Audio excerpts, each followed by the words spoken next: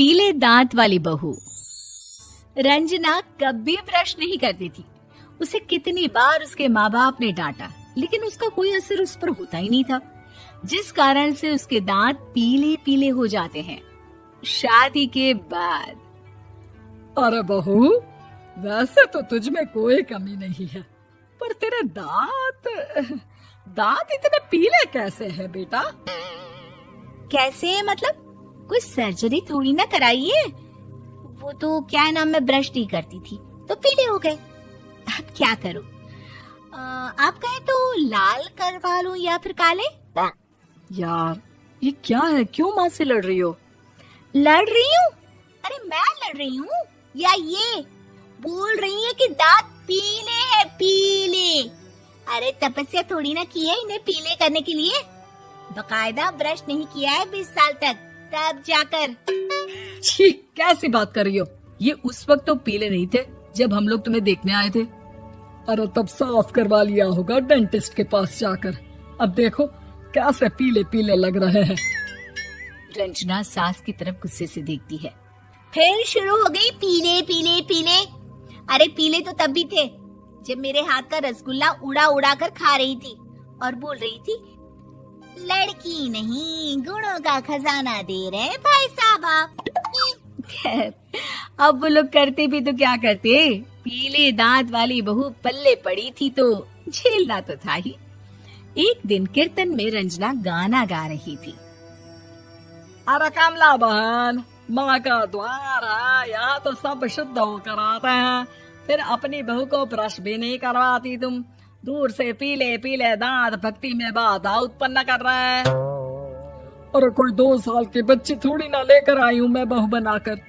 अच्छी खासी लड़की है, अरे कैसे करवाऊं ब्रश? ये तो उसे खुद करना चाहिए ना। अब माँ बाप तो इसके जैसे तैसे निपटा दिए, ये नहीं सोचा कि सास कैसे संभालेगी।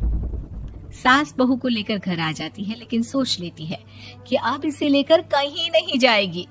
अगले रोज बहू कहती है, अरे क्या हो गया, मंदिर नहीं जाना क्या? कीर्तन का वक्त हो रहा है। मेरी मधुर वाणी से कान्हा जी जागते हैं और सोते हैं। आप तो जानती है ना उनकी भक्ति में कितना मन लगता है मेरा।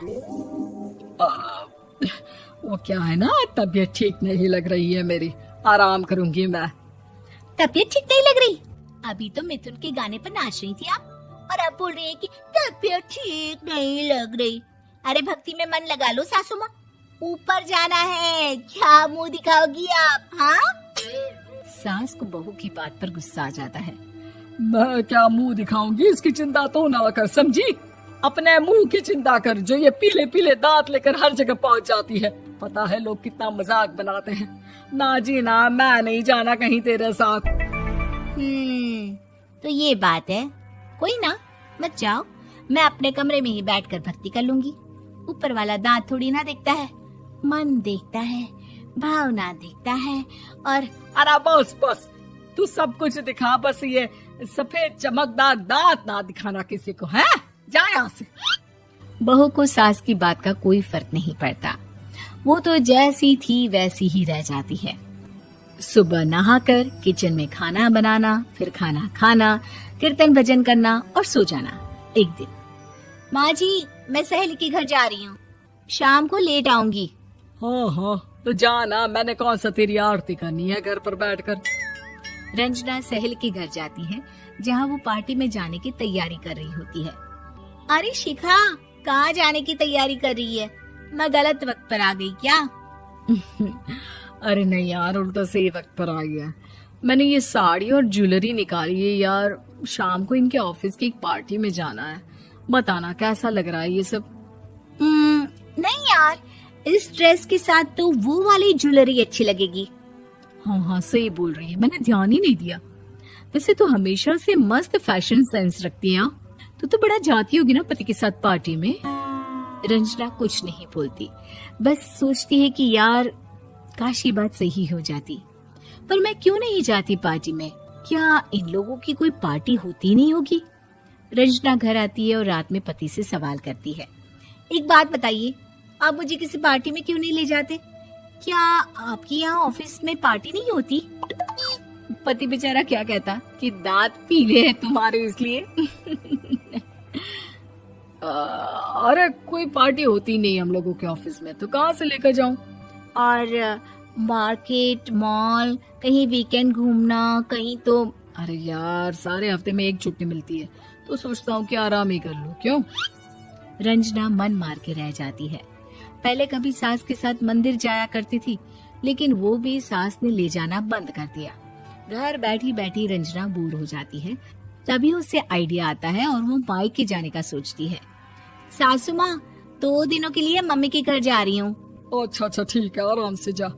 और हाँ, माँ से कुछ अच्छी आदत सीख कर आना कि कैसे शरीर के हर भाग की तरह दांतों की सफाई भी जरूरी होती है, समझी? शुरू हो गई ना आप। वो लोग आपकी तरह नहीं है कि छोटी छोटी बात का बतंगड़ बना दे।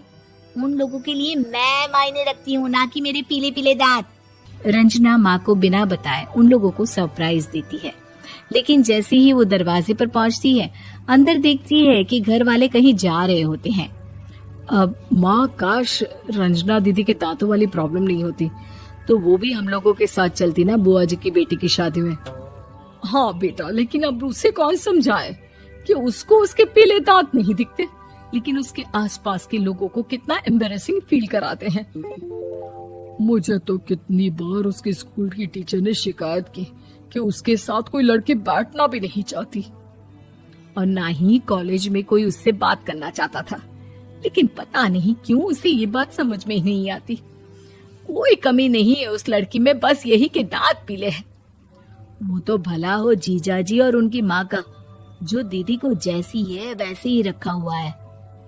रंजना को अपने घर वालों की बात सुनकर बहुत दुख होता है।